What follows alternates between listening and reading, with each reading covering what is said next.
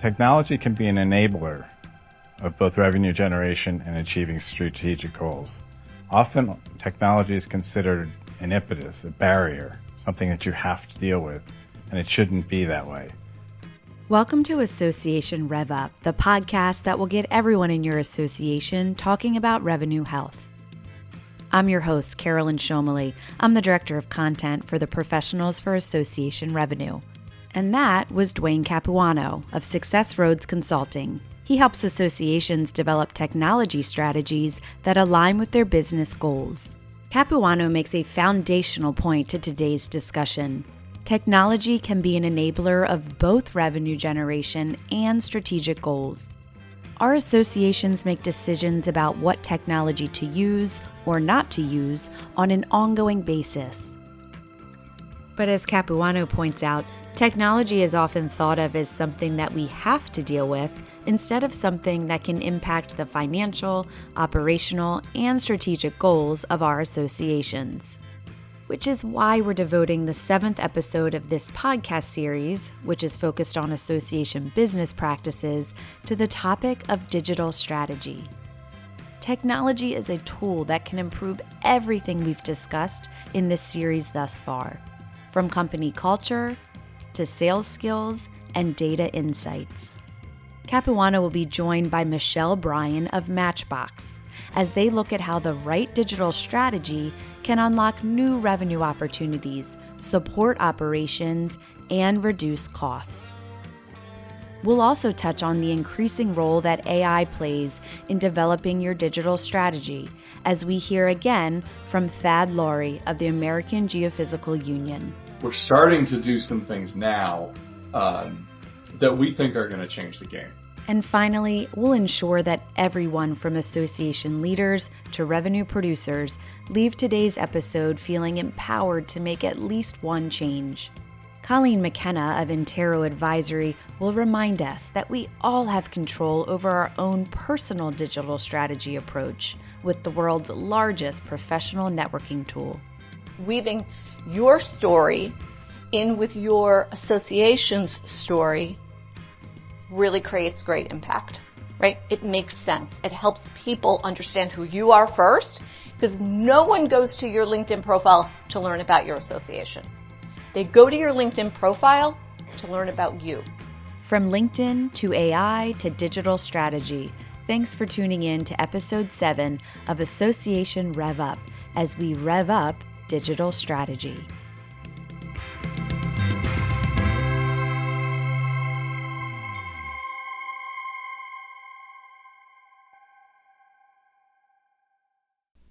You look at everything holistically, and you give the board a plan. I think what happens a lot in associations I've seen over the last 10 years is technology is kind of like being in an ER room, like what system's broken the most, and then go to the next system that's broken the most. And what boards want to hear is a plan, so they know how much money is going to come out each year, and they're not surprised. Technology implementations require a financial commitment from your association. And Dwayne Capuano says when associations can show the value of technology tools, they transform from a cost to a strategic investment with real ROI benefits. Here's our plan. Here's the goals. Here's how this technology is going to support the goals. Laid out like that. Then they could say, okay, it's worth the $20,000 investment or whatever it is you want to spend on HubSpot. Same thing for events. Same thing for education. Need an education strategy, education digital strategy to say, hey, we need a new LMS, maybe we need a new webinar, virtual events. You have to say to them, here is our strategy, here's how we're going to make you money by investing in technology. Digital strategy, as Capuano defines it, is the intersection between strategic plans and technology strategies. Associations may have one or the other, sometimes both. But the challenge, he says, is in ensuring that the strategic plans and the technology strategies are linked. We'll approach digital strategy through its impact on 3 areas of your association's goals: financial, operational, and strategic. First up, financial. Consider the technology resources your association currently uses and ask, What portion of our current revenue is directly attributed to our existing technology platforms? For example, event management systems, e-commerce platforms, learning management systems, and CRMs are all technology solutions that bring revenue into your associations. Michelle Bryan of the digital initiatives company Matchbox says a simple revenue mapping activity can help you visualize this more clearly. So you would actually look at the revenues that are being brought in by the different channels within your organization where your activities are happening, look at what the revenues are, and then look at the digital infrastructure that you have in place or that you need to put in place to enable you to grow those revenues. You'll also want to consider what gaps there are in your technology that, if filled, could lead to new market opportunities or revenue sources. Sometimes this means adding new technology altogether. Other times, it means improving the operational efficiencies of the technology you already have in place.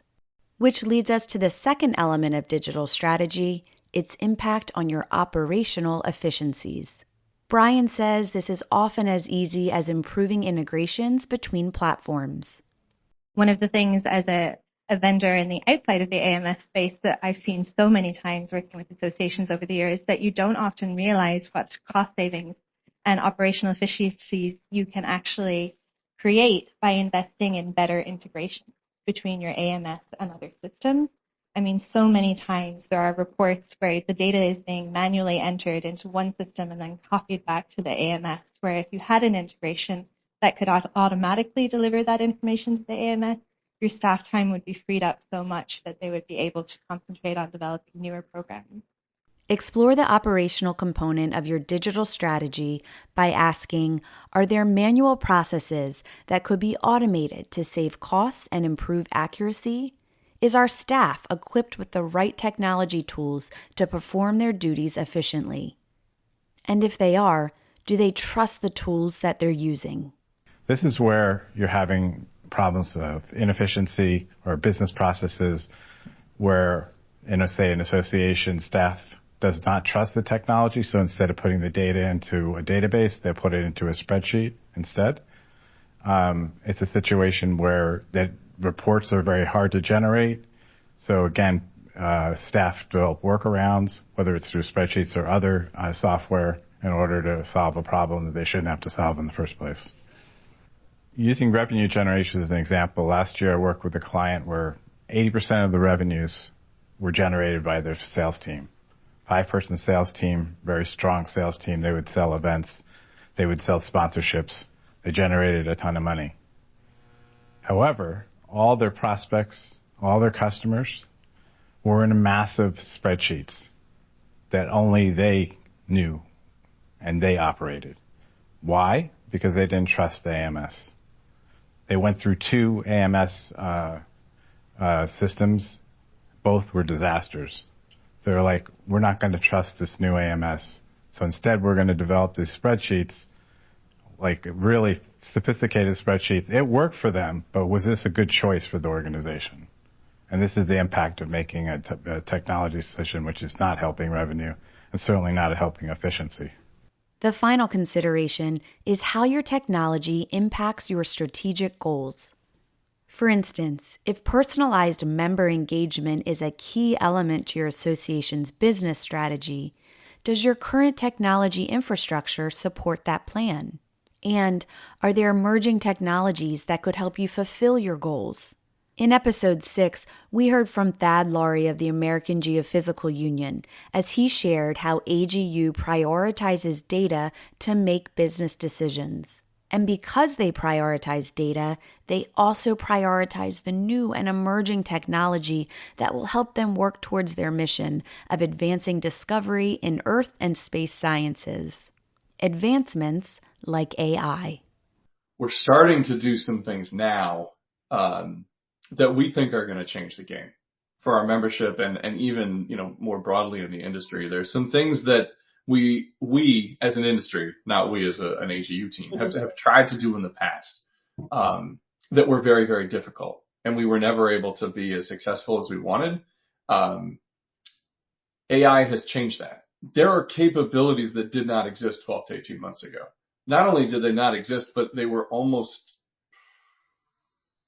seemed like, sorcery.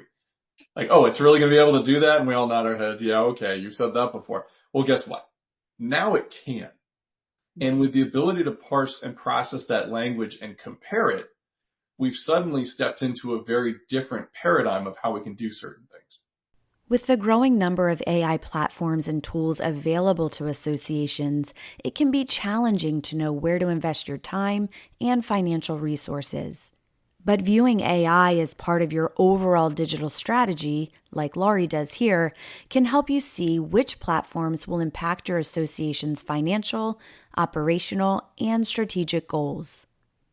Often what you'll find is that the right technology choices will impact all three of these areas. And AGU shows that viewing AI through the strategic lens of your association can fulfill your vision in ways not possible before.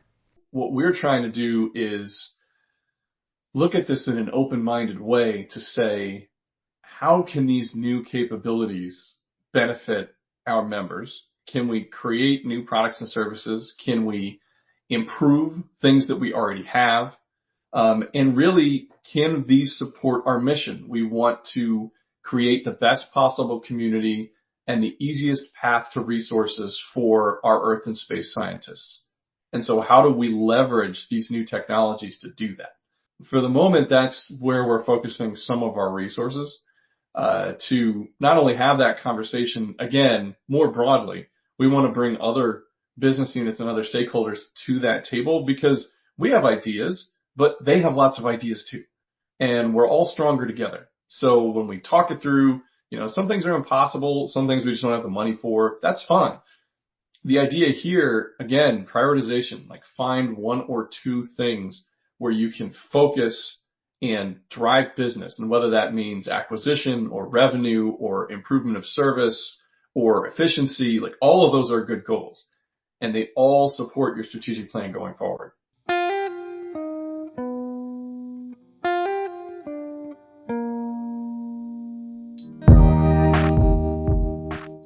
If you've been listening along to this season of Association RevUp, the insights Laurie just shared are at the heart of everything we've been talking about. AGU has a culture in place to encourage innovation. It prioritizes how data can improve member engagement and inform the development of new programs and products. It welcomes external stakeholders into the conversation, realizing that associations are not on an island, but part of a greater ecosystem. And it's looking for new ways to move its industry forward. This is what association innovation looks like, from culture to sales to partnerships and to data and technology. As AGU continues to work on specific AI-powered tools to drive membership, Laurie says it's all made possible because of the culture of innovation and collaboration that's in place. And truth be told, it's a huge part of what we're able to do. Part of it is that we planned well. And part of it is that our units are talking to each other. So the marketing folks, the membership folks, the data folks, the tech folks, the content people, all involved. And so as soon as we started to see what we thought was possible, we ran a proof of concept, we built something, we determined that it was working really well, and we immediately started dragging in all the other folks to say, okay, we built the proof of concept, here's what it looks like, results are very positive, where do we want to go next? And how do we want to start leveraging this idea to either create products and services or improve experiences or right? There's a whole lot there. Our culture of collaboration and innovation, supporting each other, and also risk-taking, right? This is risky in a couple different ways. And I think associations have generally been very risk-averse. But in the technology and digital space where I've lived for most of my career, we need to be willing and able to take risks because there are always going to be unknowns and there are always going to be things. If we want to drive revenue, like we're going to have to try stuff and sometimes we're going to fail. As you think about your own association's digital strategy, it's okay to fail here too. Consider piloting new programs or even new technology platforms that could impact your financial, operational, and strategic goals. Do you have trusted technology in place to help you do your job better?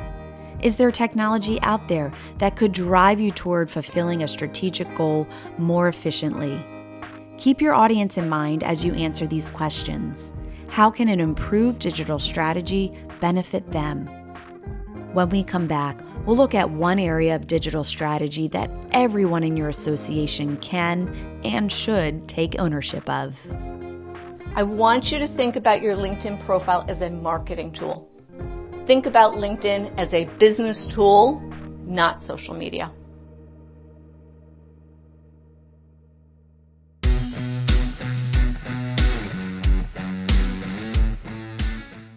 At PAR, we're taking a digital approach to connect with our audience and you, our listener.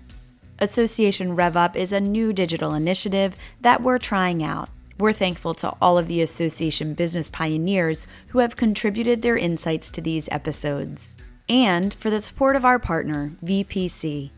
By now, you know that VPC is a boutique production and broadcast company whose expertise will elevate your next in-person event. We use them at PAR for the RevUp Summit and consistently receive feedback about the high-level production value of our event. Get in touch with them at vpcinc.net to learn how they can help you. Now, back to the show.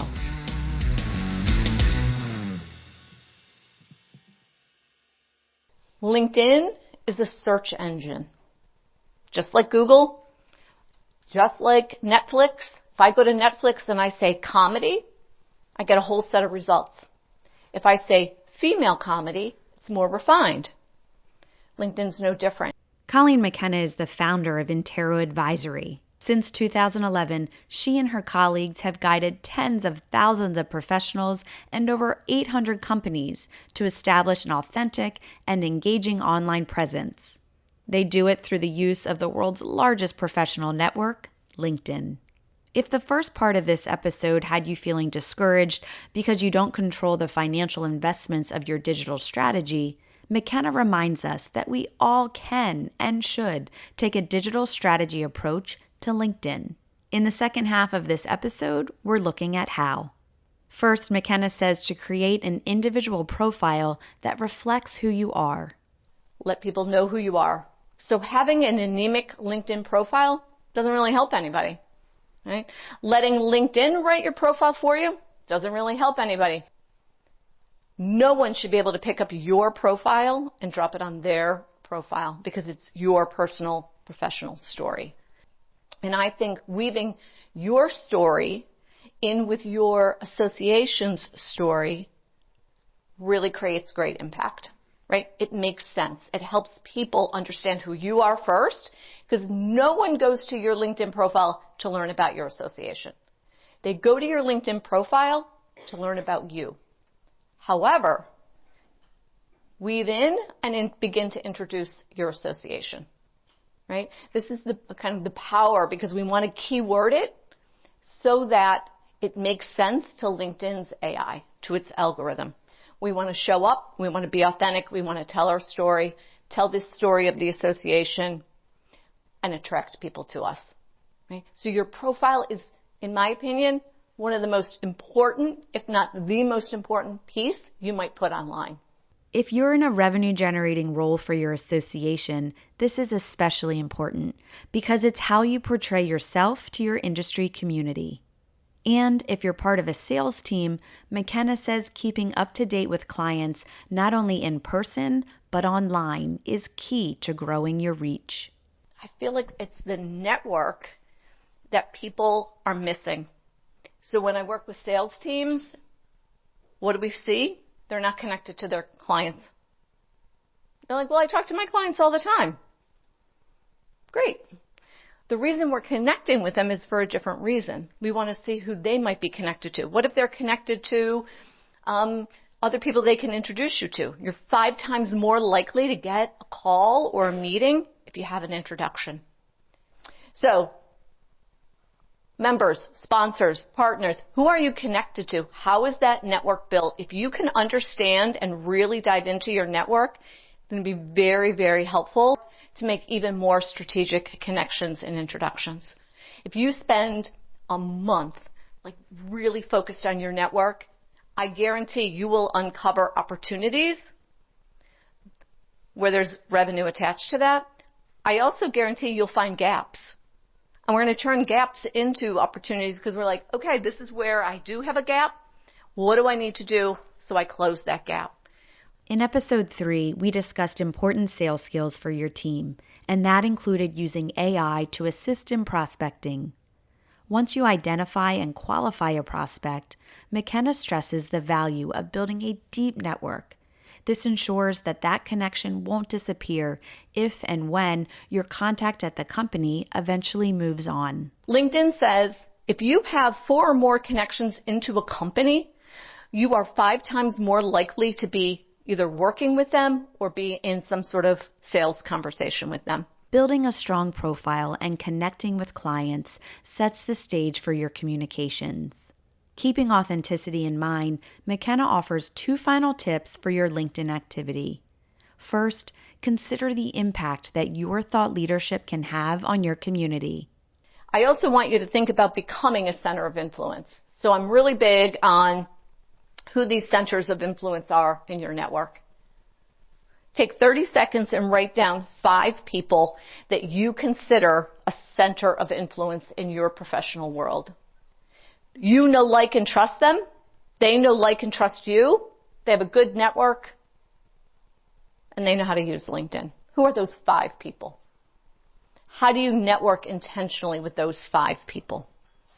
Maybe there's 10. Typically not much more than that.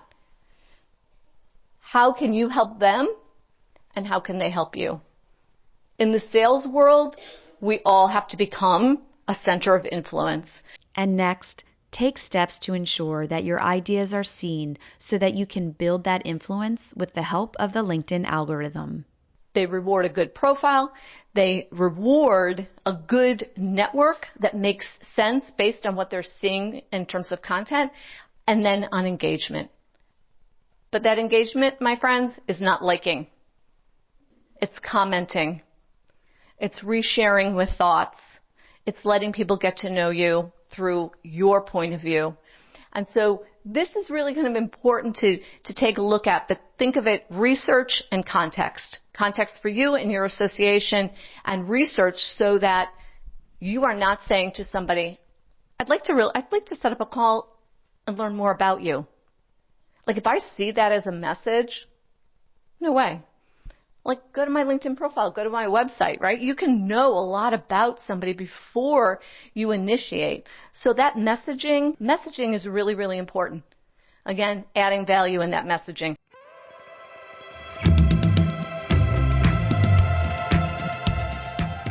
Whether you're developing the digital strategy for your association or the digital strategy for yourself, I hope this episode has given you ideas for where to begin. We're now through 7 episodes of this inaugural season of Association RevUp, and next week we conclude with a final episode that will bring it all together. Author and speaker Scott Waldron joins me with tips for transforming our ideas into outcomes, which, by the way, is the theme for our next in-person conference, the RevUp Summit 2024. Check the link below to register and use the code PARPOD for special savings. We all like change when it fits the way we like change. Everybody's different. Everybody processes change differently. And leaders need to understand their people, that not everybody's going to think through the lens that they will. If you've enjoyed this series, leave a review and share it with your network. My thanks to today's contributors and to VPC, the supporting partner of this show. I'm Carolyn Shomley, and I'll see you next time for one final episode as we rev up change management.